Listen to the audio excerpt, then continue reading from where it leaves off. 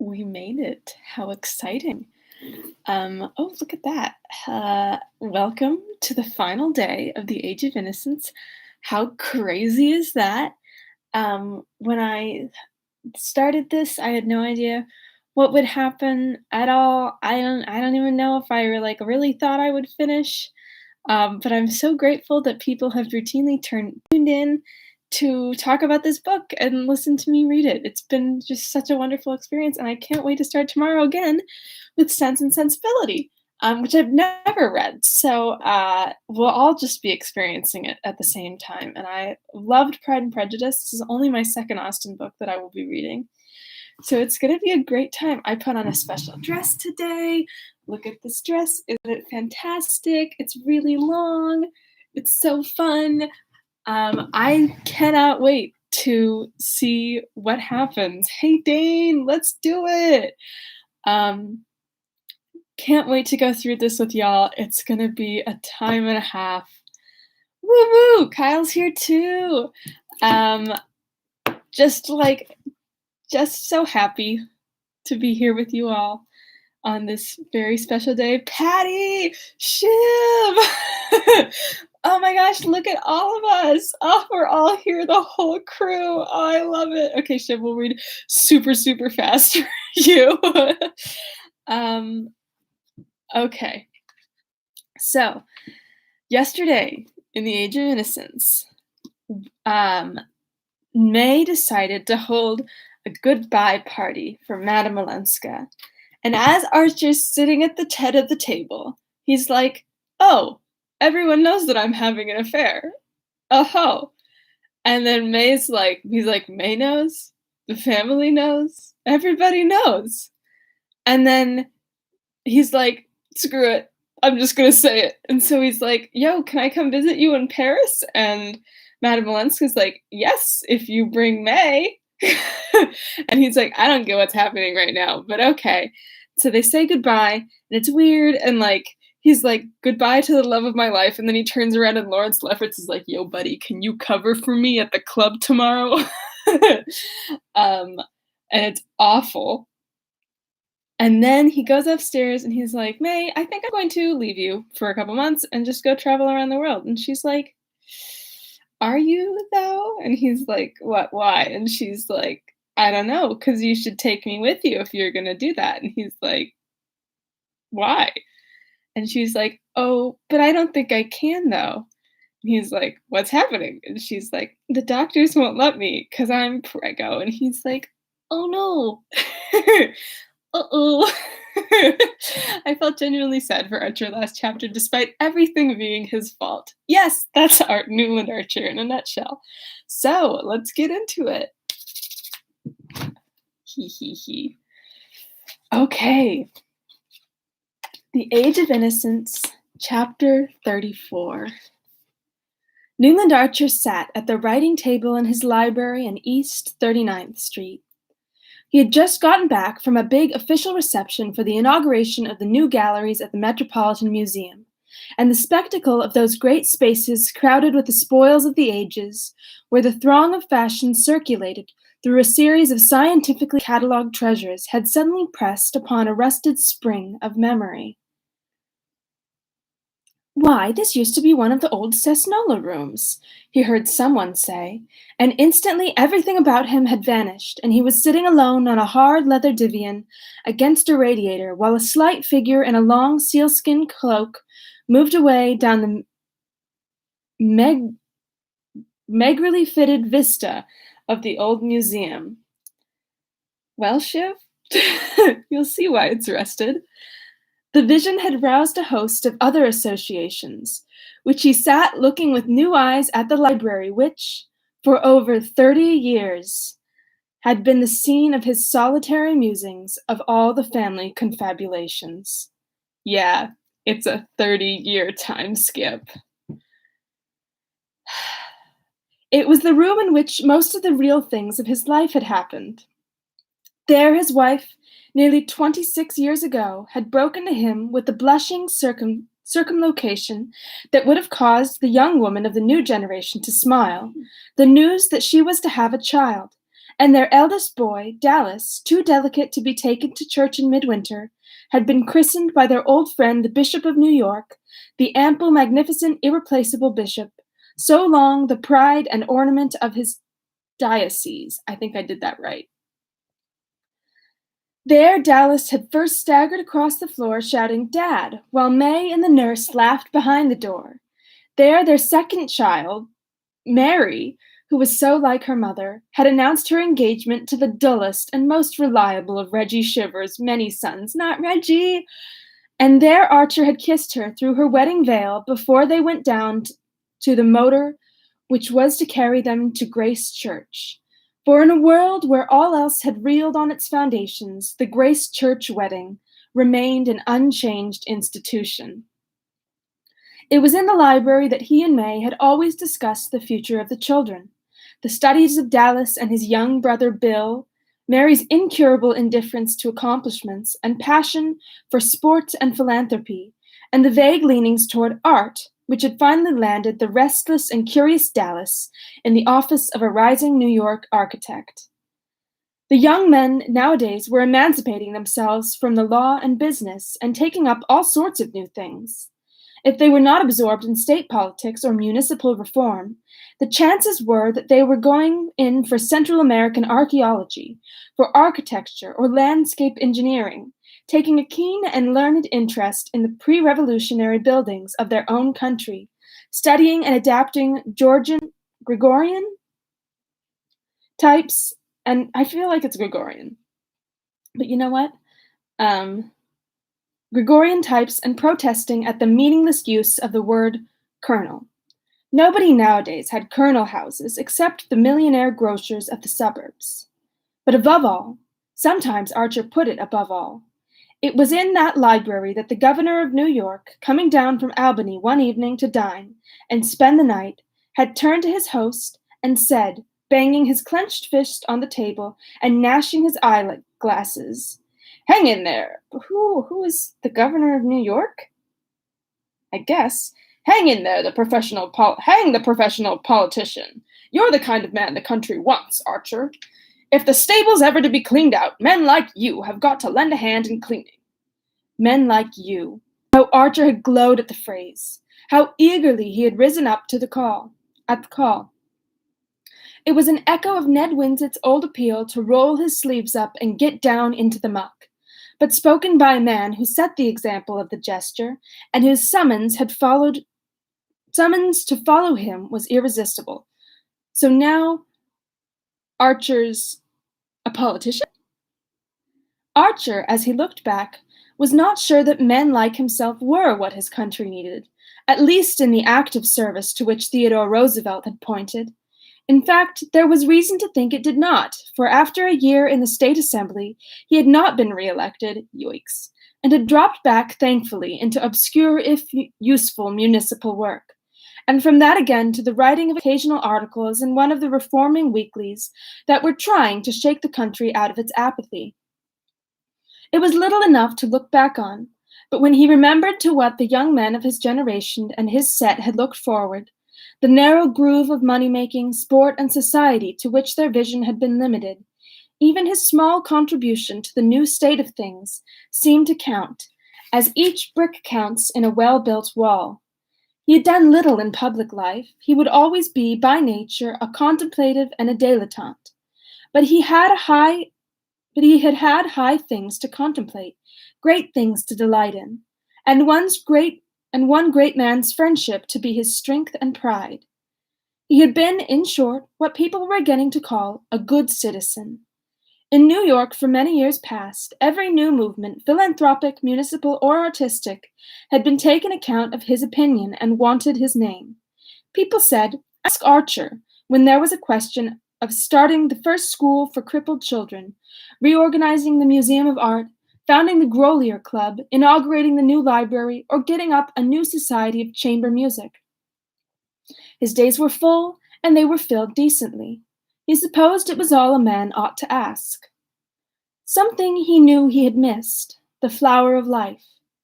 But he thought of it now as a thing so unattainable and improbable that to have repined would have been like despairing because one had not drawn the first prize in a lottery.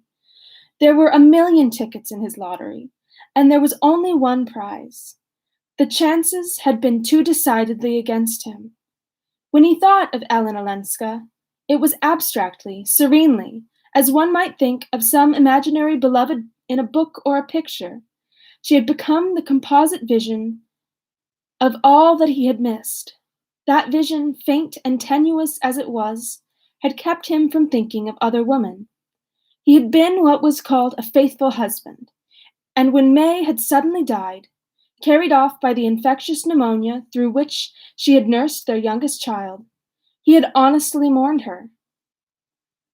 Their long years together had shown him that it did not so much matter if marriage was a dull duty as long as it kept the dignity of a duty. Lapsing from that, it became a mere battle of ugly appetites. Looking about him, he honored his own past and mourned for it. After all, there was good in the old ways. His eyes making the round of the room, done over by Dallas with English mezzotints, Chippendale cabinets, bits of chosen blue and white, and pleasantly shaded electric lamps, came back to the old Eastlake writing table that he had never been willing to banish, and to his first photograph of May, which still kept its place beside his inkstand.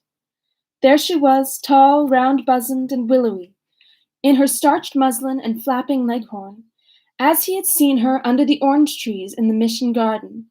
And as he had seen her that day, so she had remained, never quite at the same height, yet never far below it, generous, faithful, unwearied, but so lacking in imagination, so incapable of growth, that the world of her youth had fallen into pieces and rebuilt itself without her ever being conscious of the change. This hard, bright blindness had kept her immediate horizon apparently unaltered. Her incapacity to recognize change made her children conceal their views from her, as Archer concealed his. There had been, from the first, a joint pretense of sameness, a kind of innocent family hypocrisy, in which father and children had unconsciously collaborated. And she had died thinking the world a good place, full of loving and harmonious households like her own, and resigned to leave it because she was convinced that, whatever happened, Newland would continue to inculcate in Dallas the same principles and prejudices which had shaped his parents' lives, and that Dallas, in turn, when Newland followed her, would transmit the sacred trust to little Bill. And of Mary she was as sure of her own self. So, having snatched little Bill from the grave and given her life in the effort, she went contentedly to her place in the Archer vault in St. Mark's, where Mrs. Archer already lay safe from the terrifying trend which her daughter-in-law had never even become aware of. Opposite May's portrait stood one of her daughter. Mary Shivers was as tall and fair as her mother, but large-waisted, flat-chested, and slightly slouching, as the altered fashion required. Mary Shivers' mighty feats of athleticism could not have been performed with the 20-inch waist that May Archer's azure sash so easily spanned.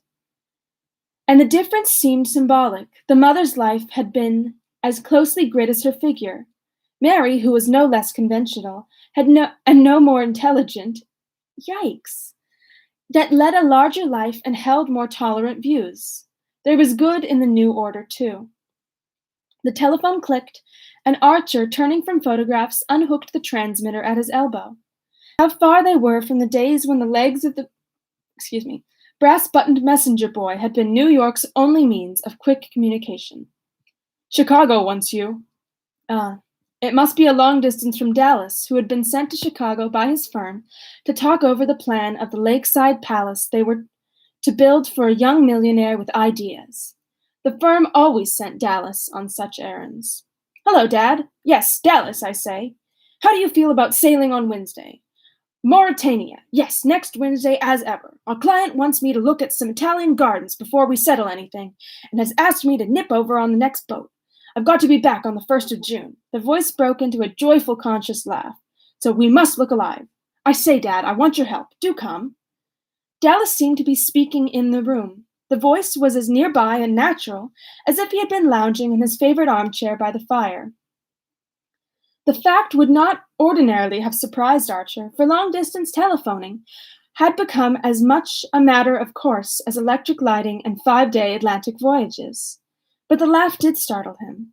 It still seemed wonderful that across all those miles and miles of country, forest, river, mountain, prairie, roaring cities, and busy, indifferent millions, Dallas's laugh should be able to say, "Of course, whatever happens, I must get back on the first because Fanny Beaufort and I are to be married on the 5th." Not Beaufort. The voice began again. "Think it over." "No, sir, not a minute. You've got to say yes now." "Why not? I'd like to know. Why not, I'd like to know? If you can allege a single reason." "No, I knew it." "Then it's a go, eh? Because I'd count on you to ring up the Cunard office first thing tomorrow. And you'd better book a return on a boat from Marseille. I say, Dad, it'll be our last time together in this kind of way."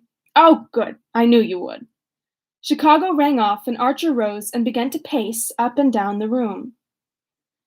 It would be their last time together in this kind of way. The boy was right. There would have lots of other times after Dallas's marriage, his father was sure, for the two were born comrades, and Fanny Beaufort, whatever one might think of her, did not seem likely to interfere with their intimacy. On the contrary, from what he had seen of her, he thought she would be naturally included in it. Still, change was change, and differences were differences, and much as he felt himself drawn to the future to his drawn as much as he felt himself drawn toward his future daughter-in-law, it was tempting to seize this last chance of being alone with his boy. There was no reason why he should not seize it, except the profound one that he had lost the habit of travel. May had disliked to move except for valid reasons, such as taking the children to the sea or in the mountains. She could imagine no other motive for leaving the house in 39th Street, or their comfortable quarters at the Wellens in Newport. After Dallas had taken his degree, she thought it her duty to travel for 6 months, and the whole family had made the old-fashioned tour through England, Switzerland, and Italy. Their time being limited, no one knew why, they had omitted France. Archer remembered Dallas's wrath at being asked to contemplate Mont Blanc instead of Rheims and Chartres. But Mary and Bill wanted mountain climbing, and had already yawned their way in Dallas's wake through the English cathedrals, and May, always fair to her children, had insisted on holding the balance evenly between their athletic and artistic proclivities. She had indeed proposed that her husband should go to Paris for a fortnight, and join them on the Italian lakes after they had done Switzerland, but Archer had declined. "We'll stick together," he said, and May's face had brightened at his setting such a good example to Dallas. Since her death nearly 2 years before, there had been no reason for his continuing in the same routine. His children had urged him to travel. Mary Shivers felt sure it would do him good to go abroad and see the galleries. The merry mysteriousness of such a cure made her the more confident of its efficacy. But Archer found himself held fast by habit, by memories, by a suddenly startled shrinking from new things. Now, as he reviewed his past, he saw into what a deep rut he had sunk. The worst of doing one's duty was that it apparently unfitted one for doing anything else. At least, that was the view that men of his generation had taken. The trenchant divisions between right and wrong, honest and dishonest, respectable and the reverse, had left so little scope for the unforeseen. There are moments when a man's imagination, so easily subdued to what it lives, suddenly rises above its daily level and surveys the long windings of destiny. Archer hung there and wondered. What was left of the little world he had grown up in? And whose standards had bent and bound him? He remembered a sneering prophecy of poor Lawrence Lefferts uttered years ago in that very room. "If things go on at this rate, our children will be marrying Beaufort's bastards." It was just what Archer's eldest son, the pride of his life, was doing, and nobody wondered or reproved. Even the boy's Aunt Janie, who still looked so exactly as she used to in her elderly youth, had taken her mother's emeralds and seed pearls out of their pink cotton wool and carried them with her on her own twitching hands to the future bride. And Fanny Beaufort, instead of looking disappointed at not receiving a set from a Paris jeweler, had exclaimed at their old fashioned beauty and declared that when she wore them she should feel like an Isabey miniature. Fanny Beaufort, who had appeared in New York at 18, after the death of her parents, had won its heart much as Madame Olenska had won it 30 years earlier. Only instead of being distrustful and afraid of her, society took her joyfully for granted. She was pretty, amusing, and accomplished. What more did anyone want? Nobody was narrow minded enough to rake up against her the half forgotten facts of her father's past and her own origin. Only the older people remembered so obscure an incident in the business life of New York as Beaufort's failure, or the fact that after his wife's death, he had been quietly married to the notorious Fanny Ring and had left the country with his new wife and a little girl who inherited her beauty. He was subsequently heard of in Constantinople, then in Russia, and a dozen years later, American travelers were handsomely entertained by him in Buenos Aires, where he represented a large insurance agency. He and his wife died there in the odor of prosperity, and one day their orphan daughter had appeared in New York in charge of May Archer's sister-in-law, Mrs. Jack Welland, whose husband had been appointed the girl's guardian. The fact threw her into almost cousinly relationship with Newland Archer's children, and nobody was surprised when Dallas's engagement was announced. Nothing could more clearly give the measure of the distance than the world had traveled. That the world had traveled. There we go. People nowadays were too busy with reforms and movements, with fads and fetishes and frivolities, to bother much about their neighbors. And of what account was anybody's past in the huge kaleidoscope where all the social atoms spun around the same plane? Newland Archer, looking out of his hotel window at the stately gaiety of the Paris streets, felt his heart beating with the confusion and eagerness of youth. It was long since it had thus plunged and reared under his widening waistcoat, leaving him the next minute with an empty breast and hot temples. He wondered if it was thus that his son's conducted itself in the presence of Miss Fanny Beaufort, and decided that it was not. It functions actively, no doubt, but the rhythm is different, he reflected, recalling the cool composure with which the young man had announced his engagement and taken for granted that his family would approve. The difference is that these young people take it for granted that they're going to get whatever they want, and that we almost always took it for granted that we shouldn't. Only I wonder, the thing one's so certain of in advance, can it ever make one's heart beat as wildly? It was the day after their arrival in Paris, and the spring sunshine held Archer in his open window, above the wide silvery prospect of the Place Vendôme. One of the things he had stipulated, almost the only one when he had agreed to come abroad with Dallas, was that, in Paris, he shouldn't be made to go to one of the newfangled palaces. Oh, all right, of course. Dallas good-naturedly agreed. I'll take you to some jolly old-fashioned place, the Bristol, say, leaving his father speechless at hearing that the century-long home of kings and emperors was now spoken of as an old-fashioned inn, where one went for its quaint inconveniences and lingering local color. Archer had pictured often enough, in the first impatient years, the scene of his return to Paris. Then the personal vision had faded, and he had simply tried to see the city as the setting of Madame Olenska's life.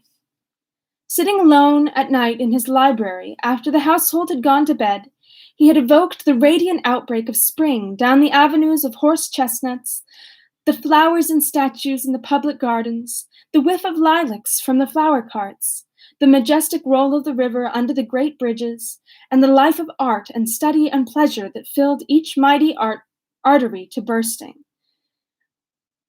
Now the spectacle was before him in its glory, and as he looked out on it, he felt shy, old-fashioned, inadequate, a mere gray speck of a man compared with the ruthless, magnificent fellow he had dreamed of being. Dallas's hand came down cheerily on his shoulder. Hello, father. This is something like, isn't it? They stood for a while looking out in silence, and then the young man continued. By the way, I've got a message for you. The Countess Olenska expects us both at 5:30. He said it lightly, carelessly, as he might have imparted any casual item of information, such as the hour at which their train was to leave for Florence the next evening. Archer looked at him, and thought he saw in his gay young eyes a gleam of his great-grandmother Mingott's malice. Oh, didn't I tell you? Dallas pursued. Fanny made me swear to do 3 things while I was in Paris. Get her the score of the latest Debussy songs, go to the Grand Guignol, and see Madame Olenska. You know she was awfully good to Fanny when Mr. Buford sent her over from Buenos Aires to the Assomption. Fanny hadn't any friends in Paris, and Madame Olenska used to be kind to her and trot her about on holidays. I believe she was a great friend of the first Mrs. Buford's. And she's our cousin, of course. So I rang her up this morning before I went out and told her you and I were here for 2 days and wanted to see her. Archer continued to stare at him. You told her I was here? Of course. Why not? Dallas's eyebrows went up whimsically. Then, getting no answer, he slipped his arm through his father's with a confidential pressure. I say, father, what's she like? Archer felt his color rise under his son's unabashed gaze. Come, own up. You and she were great pals, weren't you? Wasn't she the most awfully lovely? Lovely? I don't know. She was different. Ah, there you have it. That's what it always comes to, doesn't it? When she comes, she's different, and one doesn't know why. It's exactly what I feel about Fanny. His father drew back a step, releasing his arm. About Fanny? But my dear fellow, I should hope so. Only I don't see— Dash it, Dad, don't be prehistoric. Wasn't she, once, your Fanny? Dallas belonged body and soul to the new generation. He was the firstborn of Newland and May Archer, yet it had never been possible to inculcate him in even the rudiments of reserve. What's the use of making mysteries? It only makes people want to nose him out, he always objected when enjoined to discretion. But Archer, meeting his eyes, saw the filial light under their banter. Buy Fanny? Well, the woman you'd have chucked everything for, only you didn't, continued his surprising son. I didn't, echoed Archer with a kind of solemnity. No, you didn't, you see, dear old boy, but Mother said— Your mother? Yes, the day before she died. It was when she sent for me alone. You remember? She said she knew we were safe with you, and always would be, because once, when she'd asked you to, you'd given up the thing you most wanted. Archer received this strange communication in silence. His eyes remained unseeingly fixed on the thronged sunlit square below the window. At length he said in a low voice, She never asked me. No, I forgot. You never did ask each other anything, did you? And you never told each other anything. You just sat and watched each other and guessed it was what was going on underneath. A deaf and dumb asylum, in fact. Well, I back your generation for knowing more about each other's private thoughts than we ever have time to find out about our own. I say, Dad, Dallas broke off. You're not angry with me. If you are, let's make it up and go and lunch at Henry's. I've got to rush out to Versailles afterward. Archie did not accompany his son to Versailles. He preferred to spend the afternoon in solitary roamings through Paris. He had to deal all at once with the packed regrets and stifled memories of an inarticulate lifetime. God, I'm not going to last much longer. I've been fighting tears for like 2 pages. Whew. After a while, he did not regret Dallas's indiscretion. It seemed to take an iron band from his heart to know that, after all, someone had guessed and pitied. And that it should have been his wife moved him indescribably. Dallas, for all his affectionate insight, would not have understood that. To the boy, no doubt, the episode was only a pathetic instance of vain frustration, of wasted forces. But was it really no more? For a long time, Archer sat on a bench in the Elysee and wondered while the stream of life rolled by. A few streets away, a few hours away, Ellen Olenska waited. She had never gone back to her husband, and when he died some years before, she had made no change in her way of living. There was nothing now to keep her and Archer apart, and that afternoon he was to see her. He got up and walked across the Place de la Concorde and the Tuileries garden to the Louvre. She had once told him that she often went there, and he had a fancy to spend the intervening time in a place where he could think of her as perhaps having lately been. For an hour or more he wandered from gallery to gallery through the dazzle of afternoon light, and one by one the pictures burst on him in their half-forgotten splendor, filling his soul with the long echoes of beauty. After all, his life had been too starved. Suddenly, before an effulgent Titian, he found himself saying, "But I'm only 57," and then he turned away. For such summer dreams it was too late, but surely not for a quiet harvest of friendship, of comradeship in the blessed hush of her nearness. He went back to the hotel where he and Dallas were to meet, and together they walked again across the Place de la Concorde and over the bridge that leads to the the Chamber of Deputies. Dallas, unconscious of what was going on in his father's mind, was talking excitedly and abundantly of Versailles. He had had but one previous glimpse of it during a holiday trip in which he had tried to pack all the sights he had been deprived of when he had had to go with the family to Switzerland, and the tumultuous enthusiasm and cocksure criticism tripped each other up on his lips. As Archer listened, his sense of inadequacy and inexpressiveness increased. The boy was not insensitive, he knew, but he had the facility and self-confidence that came of looking at fate not as a master, but as an equal.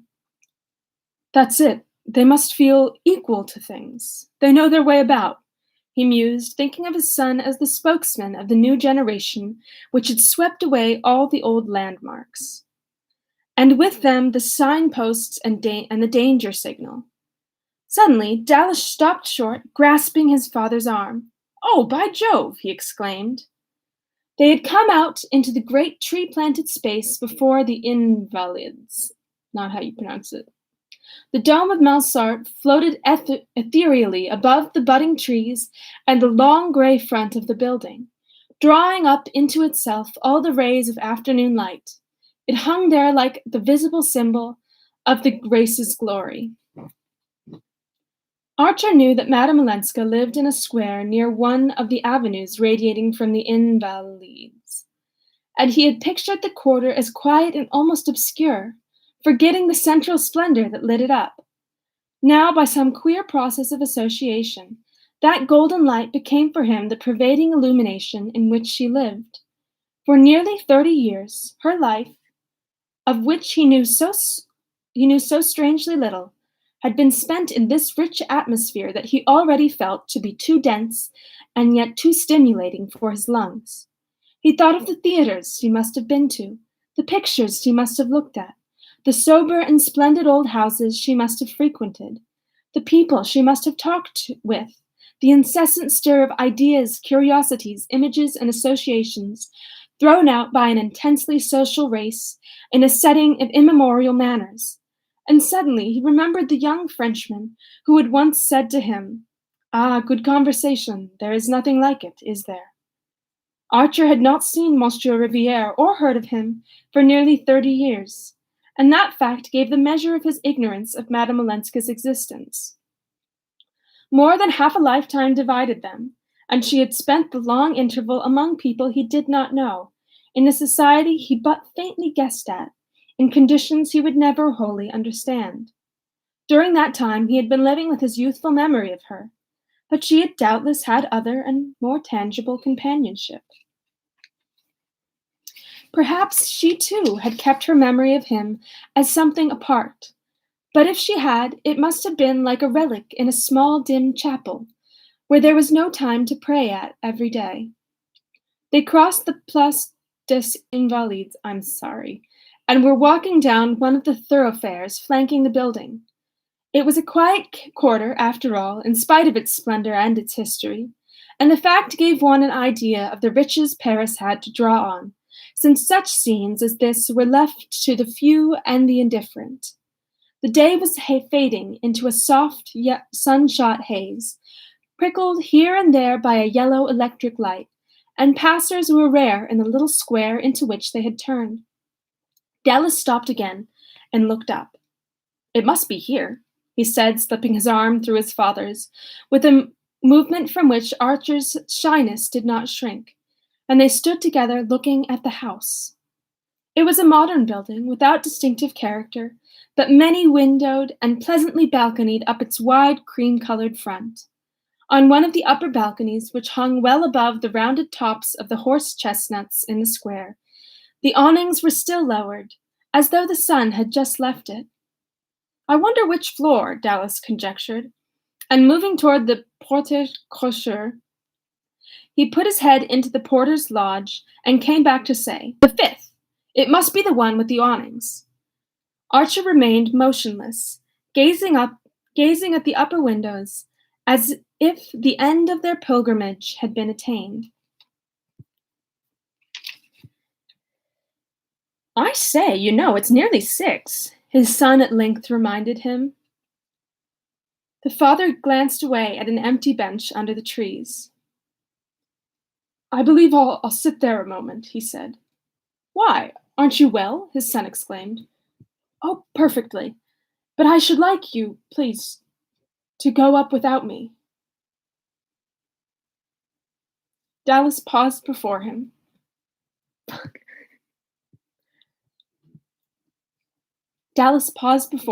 Visibly bewildered. "But I say, Dad, do you mean you won't come up at all?" "I don't know," said Archer slowly. "If you don't, she won't understand. Go, my boy. Perhaps I shall follow you." Dallas gave him a long look through the twilight. "But what on earth shall I say?"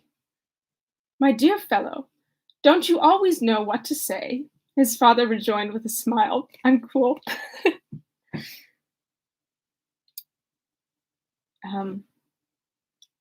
"Very well, I shall say you're old-fashioned and prefer walking up the 5 flights because you don't like lifts."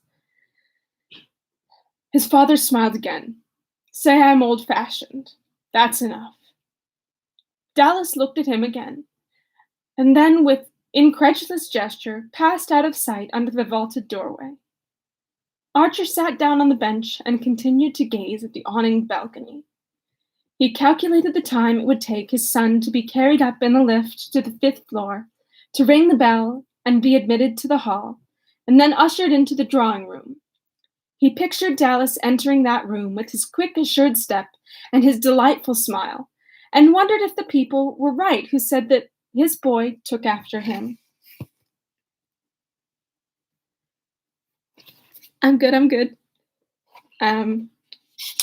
Then he tried to see the persons already in the room, for probably at that sociable hour there would be more than one, and among them a dark lady, pale and dark, who would look up quickly, half rise, and hold out a long, thin hand with 3 rings on it. Damn it.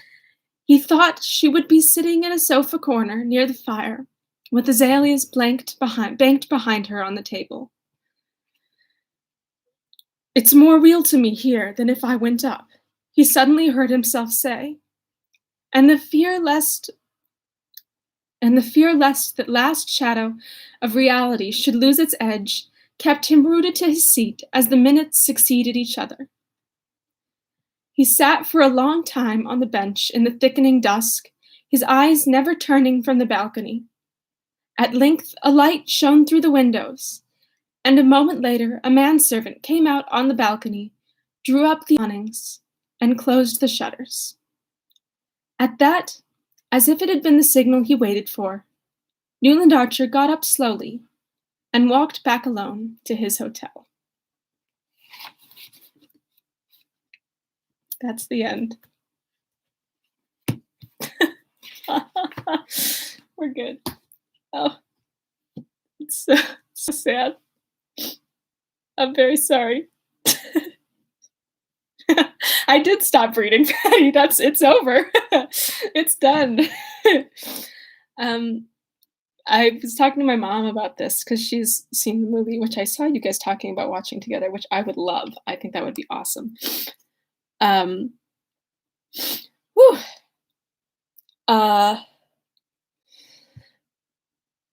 but, like, that line where he says, like, "Tell her it's because I'm old-fashioned," like, they held up they held up this they struggled and they, like, gave up their happiness for this old way of living that changed, and they no longer had to, but they chose to keep it the same, to not change things, just to suffer with you? No, because it's incredibly beautiful and about, like, tradition and then this, like, change in tradition. I love the tone she gives that last chapter. You know how much has been lost for Newland. You see how, like, you know how passionate he was and, like, crazy he was for all of this stuff, and he just has lost all of that, and they haven't talked to each other, and they just like, I think about that moment of, like, looking up at that house, and I thought it was her who closed the windows, but it's not, it was just a maidservant. Um, so it's just like this beautiful choice to keep this last bit of the world which they suffered for alive, because the rest of it is gone, and, like, his son's like, "Yo, why didn't you do it? Like, you would have been so much happier," but he can't. I'm gonna sneeze. Excuse me. Um, but they choose to keep that last little bit of that tradition when everything else has gone about their world, even though there's nothing stopping them anymore. They choose to keep that last moment. Um, what a time. I'm trying to think of if there's a way that we can watch the movie together. I think it's not on Netflix, and I don't think it's on any streaming service. And you can't screen share like Amazon Prime on Zoom. But honestly, we tried this in my class the other day. Like, if we just literally all hit play at the same time on Zoom, it's pretty okay. It's okay. So maybe we could try that. You're welcome, Dane. Thanks for kicking it with us. So with that incredibly heavy moment, maybe when we hop on tomorrow at 3, we can all schedule time to watch it, and I'll send out a Zoom invite or something. It's Sense and Sensibility, John. It's gonna be great. We're all gonna have a wonderful time. um, yeah. So I've been thinking of like even going forward with this, like what other books do I want to read? And I'm like, woman, we're not writing happy books because like the next 3 that I'm thinking of, yeah, we should have an end of book party at some point this weekend. We should all watch it together, just on our little devices. Though I can't find a way to give it to you for free. I think sometime this weekend we can all get a little drink. It'll be great. But we'll plan that out tomorrow. I'll say maybe Saturday night. Oh, excuse me. Send me like your email somewhere so that I can send the Zoom link out. But not here. Don't send it here. Send it to me like privately somewhere, and then we can all do this. It'll be really great. Okay. I can give you guys my frame by frame analysis of the first 2 minutes. It'll be wonderful. You can share audio on Zoom. I don't know. We'll have to talk about this because we'd have to all shut off our audio so that we weren't hearing all of each other's different things, but we could still message. I wish we could just do a Netflix party with it, but I don't think we can. All right. I'm going to go ahead and end the stream for today because I have class in 15 minutes and I need to eat. So thank you so much for sticking. I've got to sneeze again. Come on, man. Thank you so much for sticking with us. Tomorrow we'll start Sense and Sensibility. Maybe we'll get some new friends in. So I'm going to advertise some stuff on all of my social media. So if you guys wanted to share that, share it with friends who you think might enjoy, that would be awesome. I'd love to see more and more people in the comments, although I also incredibly treasure this small and personal group. So I will see you all tomorrow when we will plan our Age of Innocence viewing party. Okay, bye. Thank you. Love you all.